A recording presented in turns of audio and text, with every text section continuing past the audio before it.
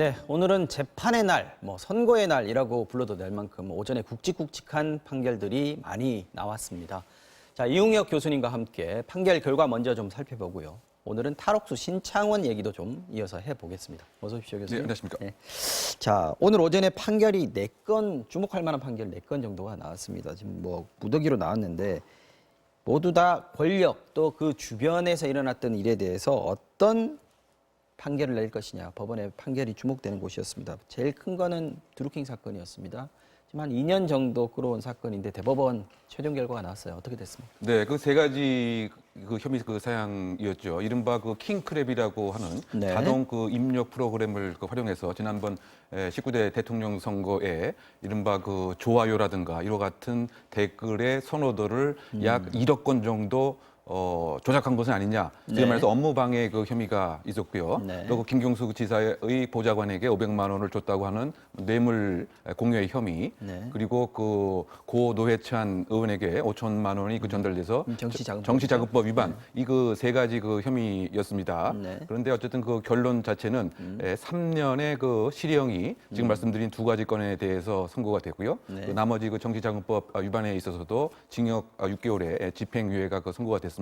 이게 2심을 확정지었다 이렇게 보면 그렇죠. 되죠? 결론적으로 보게 되면 다시 재판할 필요가 없이 대법원에서 이 징역 3년이 확정되었다. 그 드루킹 그 사건의 여론 조작이 일단 법적 평가로서는 확정이 되었다. 이렇게 요약할 수가 있겠습니다. 자, 드루킹 김동원 씨는 이렇게 결론이 났고 또 하나 이제 눈여겨봐야 될 게 김경수 지사입니다.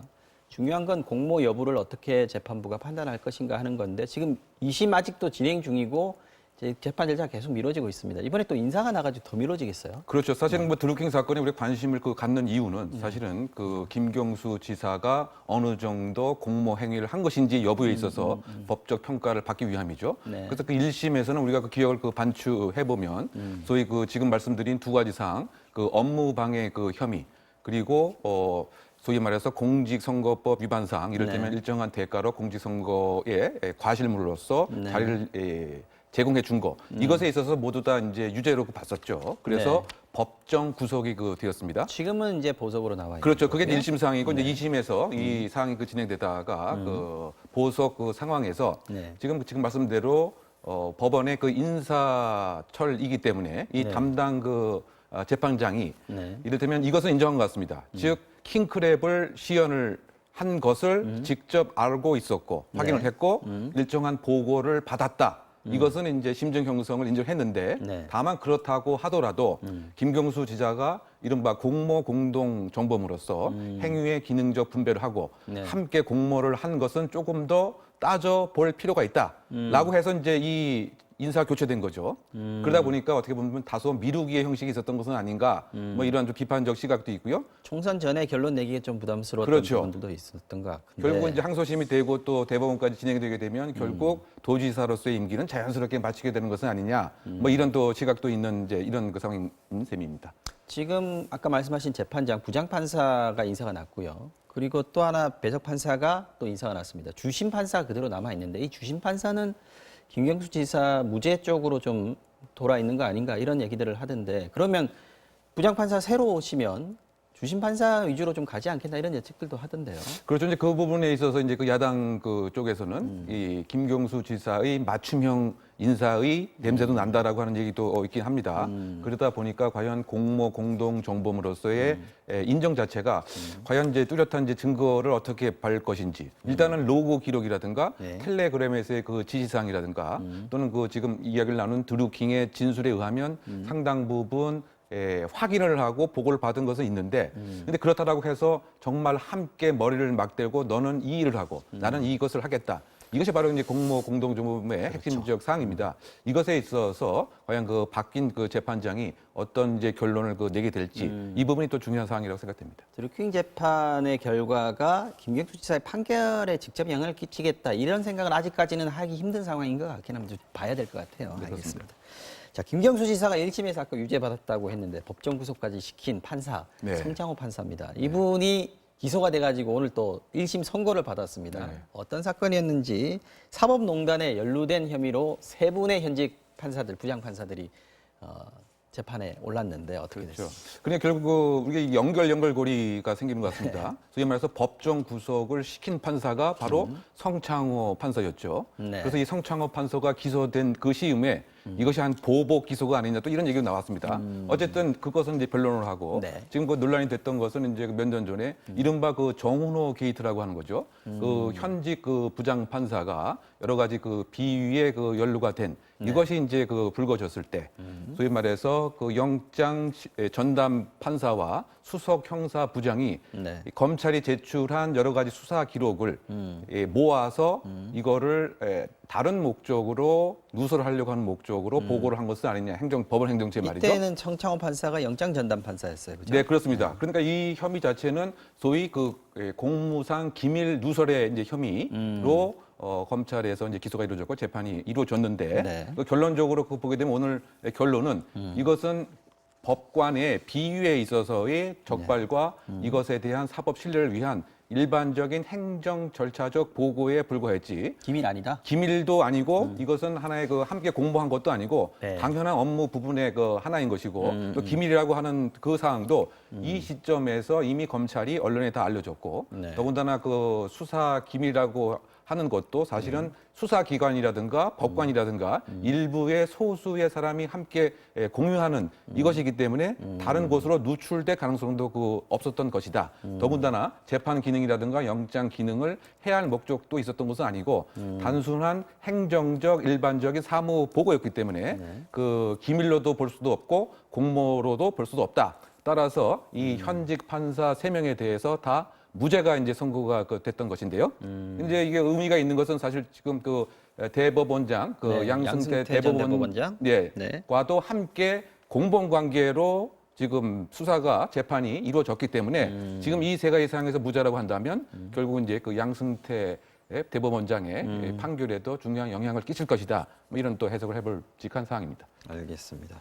오늘 화이트리스트 관련한 재판도 있었습니다. 이게 김기춘 전 대통령 비서실장 또 조윤선 전 문화부 장관 대법원 판결이었는데 여기도 블랙리스트 판결도 있었습니다. 이번에는 화이트리스트입니다. 화이트리스트 어떤 사건이었는지부터 좀 설명해 주시죠. 네, 결국은 이제 이를테면 전경련이 특정 보수 단체에게 의도적으로 69억 원을 지원을 하라라고 하는 것과 관련돼서 청와대 비서실장 등이 일정한 압력을 행사한 것이 아니냐. 강요죄였죠. 두 가지였습니다. 네, 하나는 강요죄가 이제 하나 있고. 직권남용의 혐의와 네. 이제 강요죄의 그 혐의였던 거죠. 그래서 그 직권남용과 그 관련돼서는 공무원이 권한이 있는 상태에서 남용을 한 것뿐만이 아니고 그 다음에 일정한 의무 없는 일을 시켜야 된다. 이것이 이제 두 가지 요건입니다. 네네. 근데 어쨌든 그 청와대 비서실 그 정무수석 이것과 관련돼서는 직권에 포함이 되고 더군다나 69억이라고 하는 그것을 결정하는 것은 네. 정경련의 자유로운 의사결정을 맡겨야 되는 것인데 이것은 분명히 의무 없는 일을 시킨 것이다. 네. 라고 해서 직권남용 그 혐의는 그대로 인정이 된 것이고요. 이건 2심과 똑같은 똑같이 결과고요. 인정이 된 것이고 나머지 다- 하나가 강요죄입니다. 강요입니다. 강요라고 하는 것은 그야말로 겁을 줘서 겁박을 줘서 무엇인가 의사 형성을 좌절시켜야 되는 것인데 설령 일정한 권세와 지위를 이렇게 보여주고 또 보수 단체에서의 민원 사항을 얘기했다고 해도 네. 이것은 해악의 고지라고 볼 수가 없다. 상대방이 그냥 느낀 것은 중간적 감정에 불과한 것이다라고 해서 결국 강요죄는 이제 무죄를 선고한 이런 내용입니다. 알겠습니다.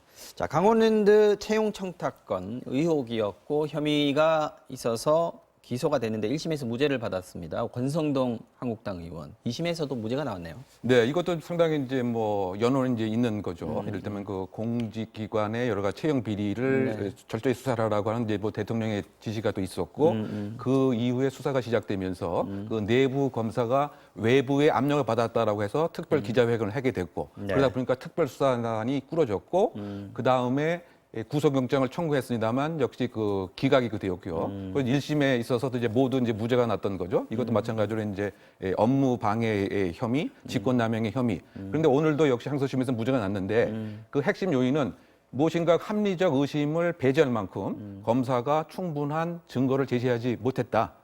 그래서 결국은 이제 이 무엇인가 외압에 의한 즉 과도한 검찰의 기소가 아니었겠느냐. 뭐 이런 또 얘기가 나오고 있는 것인데요. 네. 어쨌든 지금 그 11명의 자신의 이를테면 비서실 직원들의 채용 청탁을 부탁하는가 하면 감사원의 무마를 그 대가로 자신의 그 측근을 중요한 지위에 그 이렇게 앉히고요. 이런 혐의 등이 모두가 현재 증거가 부족한 것으로 무죄가 나온 이런 상황입니다. 알겠습니다. 여기까지 보고 탈옥수 신창원 얘기 잠깐 좀 하겠습니다. 왜 갑자기 신창원이 기사가 되고 있느냐, 화제가 되고 있느냐 하는 건데 사실 탈옥수 신창원 하면 저 같은 경우에도 20년 전에 취재를 했던 경험이 있기 때문에 또렷하게 기억이 나는데 시간이 워낙 많이 흘러서 누구지 하시는 분들도 있을 것 같습니다. 어떤 사람인지 왜 지금 얘기가 되고 있는 건지까지 좀 설명해 네, 주십시오. 뭐 간단히 말씀드리면 일단은 그 강도 살인죄의 중범죄자입니다. 그 1989년도에 금은방 등의 동료 4명과 함께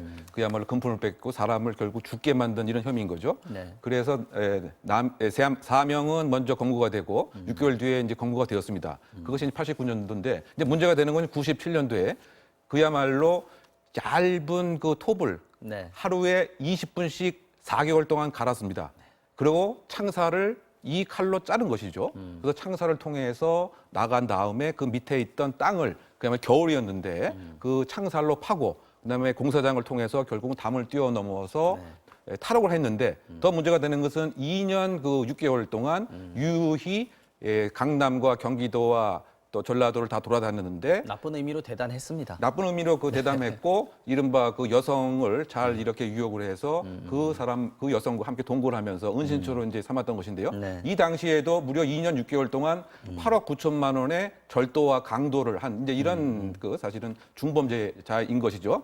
그래서 이제 못 잡은 경찰들이 다 해고당하는 그래서 경찰 인사를 신창원이 한다 이런 농담 아닌 농담이 그 당시에 이제 있었던 네. 것인데요. 근데 검거됐을 때 이른바 뭐 쫄티라고 하는 이제 이런 그 티를 입고 있어갖고 네. 그것이 왜곡된 뭐 팬덤 현상이 생기기도 했습니다. 네, 여러 가지 현상을 만들어내기도 했었습니다. 근데 오늘 지금 문제가 되는 것은 이 그 신창원이 20년 동안 독방 생활을 하면서 사실은 이제 영상 개호라고 부릅니다. CCTV로 개호. 네, 특별 개호 대상자가 되는 거죠. 예를 들면 그 탈옥한 경험이 있다라든가 이른바 교정 사고, 자살이라고 하는 우려가 있는 경우에 특별히 개호를 합니다. 한번 시도를 한 적이 있었죠? 그렇죠. 네, 네. 그러다 보니까 이 신창원 입장에서는 이것은 과도한 인권의 침해다. 왜냐하면 화장실 가는 용변 보는 모습까지 24시간 감시하는 것은 기본 인권에 반하는 것이 아니냐. 문제인 것 같습니다. 뭐 이런 취지로 이제 국가인권위원회 그 제소가 이루어졌고요. 진정이 그 이루어졌고 이제 그 법무부의 인권위원회에서는 합리적 기준을 마련할 수 있는 대안을 할 필요가 있지 않겠느냐. 합리적 대안이라는 게 어떤 게 있을까요? 근데? 그러니까 지금 과도한 뭐 인권에 대한 침탈이 아니겠는가 하는 것인데요. 사실 교정 현실의 그 입장에서는 어쩌면 신창원이 하나의 지금 나름대로 전략을 다시 시도하는 것일 수도 있습니다. 아. 이제 그 얘기는 뭐냐면은 네. 무엇인가 자신의 개호의 수준을 조금 적게 해서 본인이 조금 더 편안하게 생활할 수 있는 이런 생각을 해봄직한 것이 지금 교정 현실로 알려져 있습니다. 어떻게 본다면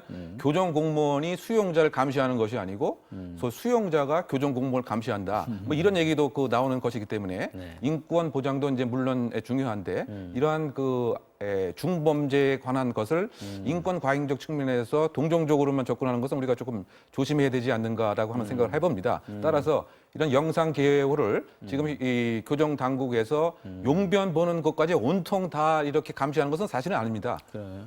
그래서 그거를 조금 더 명확하게 기준과 매뉴얼을 만들어서 그와 같은 수용자, 그렇지 않은 수용자를 명시적으로 분류를 해서 어쨌든 이 영상 기호 자체를 안 할 수는 없고요. 왜냐하면 가장 중요한 것이 이 교정사고를 하는 것은 자살이라든가 또는 도주라든가 이 부분인데 신창원 같은 경우는 이 교정당국에 상당히 그 부담이 되고 있고요. 지금 전국에 있는 교정당국에서도 신창원을 수감하는 것에 상당한 부담감을 느끼기 때문에 1년, 2년 지나고 되면 이게 순번제로 이렇게 돌아가는 식으로 수용을 하고 있는 이런 그 현실입니다.